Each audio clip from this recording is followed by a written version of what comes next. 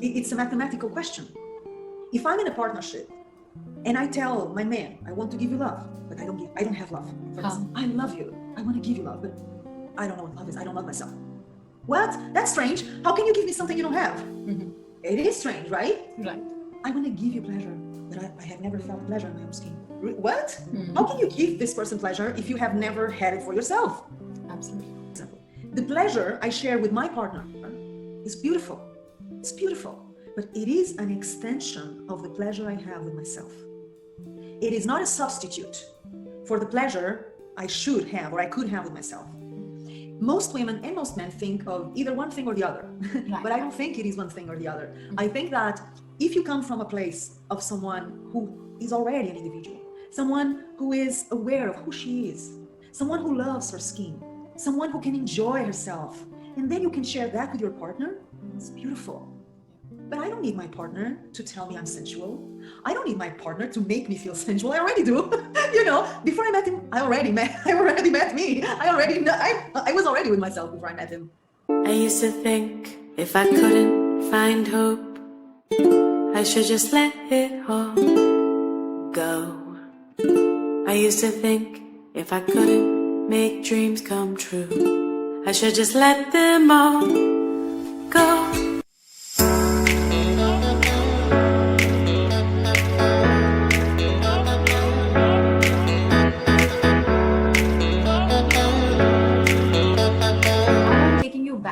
Womanhood. I want to know that how much a codependency on a masculine energy is good for being women when we are talking about, finding joy and pleasure in oneself or in their own bodies, accepting themselves. But then there is a codependency on a masculine energy or a man in the life, which takes away so much of energy of a woman. So how about that? I think there is a confusion between partnership and codependence.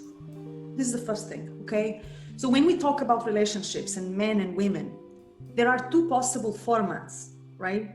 Either I'm in a partnership, this man or this woman or whoever I'm with is my partner, is my lover, my husband, my boyfriend, whatever, or he is my other half. Yeah. This is very romantic expression that we hear, right? Either you come together as two individuals, or I'm not an individual, I'm not complete, I need them to fill the void. These are very different situations, okay?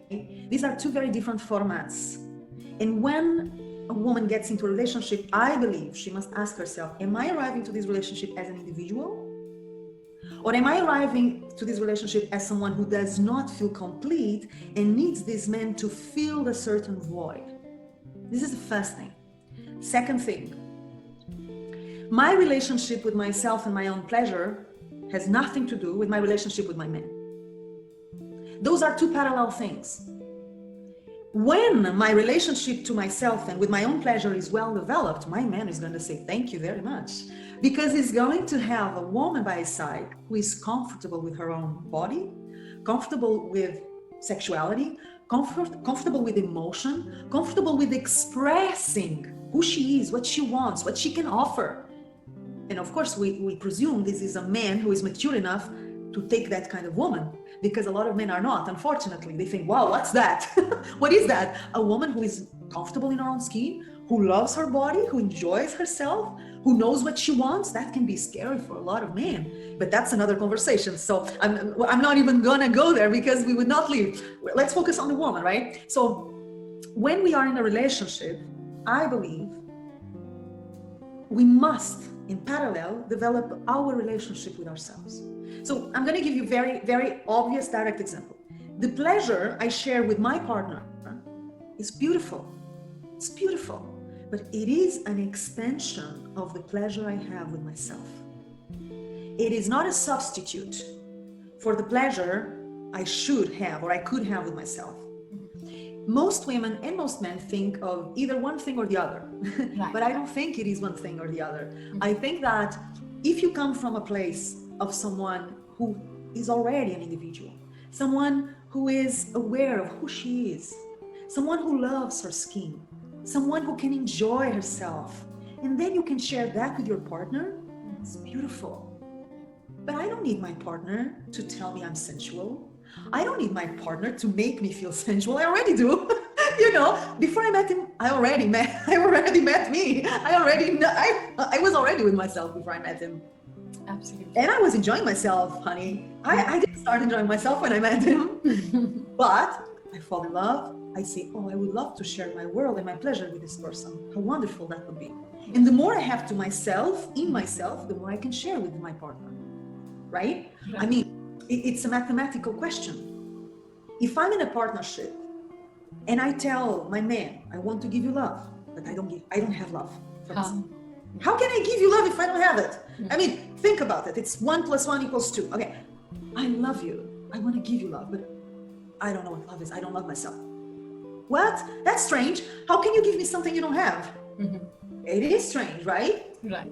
I want to give you pleasure, but I have never felt pleasure in my own skin. What? How can you give this person pleasure if you have never had it for yourself? Absolutely. So it is not one thing or the other. You know, recently I organized an event that I held in Portuguese, my mother language, with the author of a beautiful book about Lilith, one of the archetypes of the old Christian tradition. Lilith represents the first woman of Adam. She came before Eve, and she was expelled from paradise because she did not want to submit to the authority of Adam, and she demanded to have pleasure when they made love. This is a story from the Bible, from the Old Testament. I'm not making this up. Yeah, sure. And she represents this pure sexual energy of the woman who knows how to enjoy herself, right? Most women are terrified of that. And most men are too. The question is, when a woman embodies Lilith, when she says, I know what pleasure feels like, she's in better conditions to share that pleasure with others, including her partner.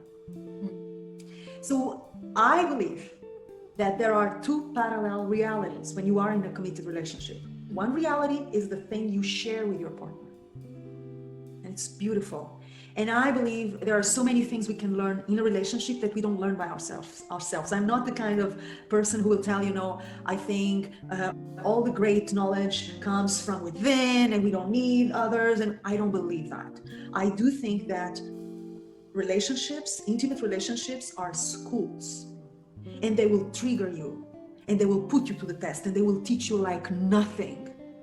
But I also know that a relationship with a partner can only work if you have a relationship with yourself first.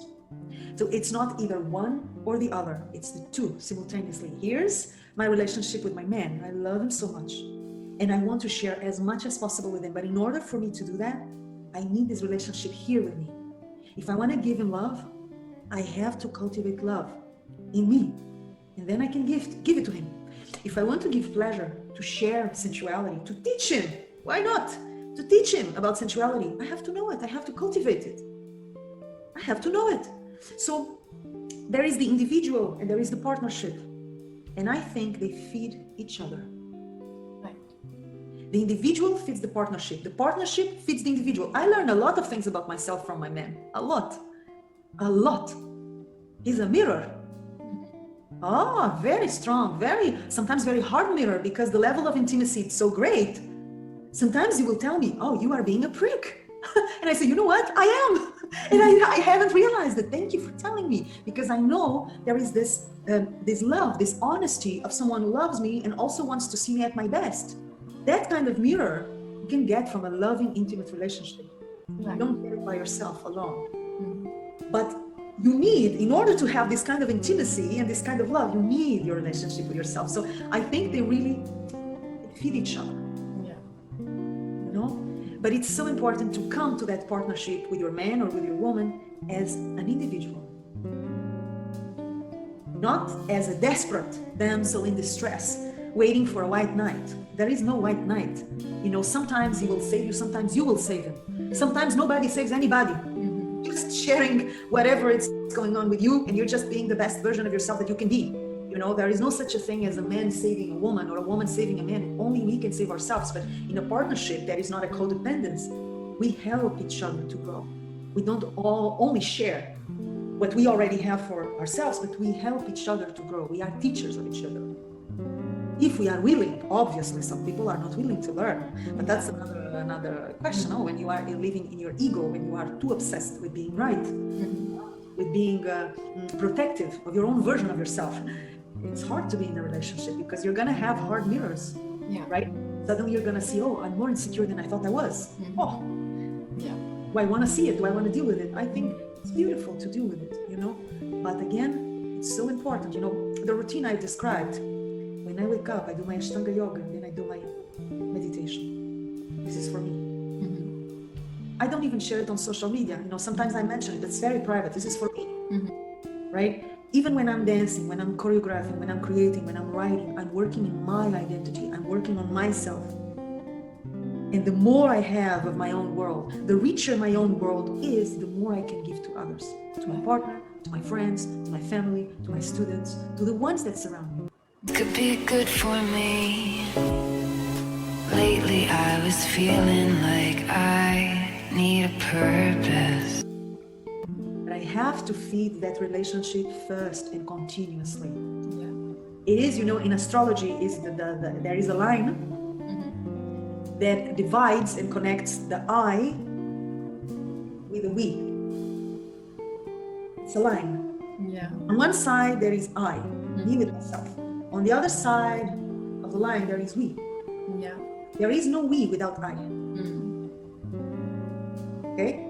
And the we, the plural, me and you, me and them, feeds off the I, and the I feeds off the we, because we grow in partnerships. We grow in groups, right? I mean, I'm communicating with you right now. Your questions are allowing me to develop. Right. This is the we. I'm coming from I. I'm coming from I. So our interaction can be rich and interesting because you're talking with someone with an identity that has stuff to share. Sure. This is like it's all connected. It's all connected. The I and the we, and the how much I develop myself and how much I'm centered in myself, and then how much I'm able to share who I am with others. Okay. So I do know that a lot of women and men too, they have this idea that relationships should fill a void, or that a man's job is to make you feel a certain way, or perhaps even to make you feel sexy, or to make you feel, valuable. There are many strange ideas around relationships, as if a relationship validated you in some way. I think that's nonsense as well, I think that relationships are great when they're good, when they're great. And if they're not, it's good to be on your own. If you need to be on your own, if you want to be on your own, there is no shame in that. But finding and creating partnerships that are places of sharing, not of dependency, I think that's a very good goal to have. Thank you so much. So for this session, just one last question I would ask, and then the last message for our listeners. So I heard your deeper knowledge about wisdom of womb, and I was really mesmerized knowing that. So, and how you connect it with creativity. So I really want my listeners to know about this particular wisdom from you.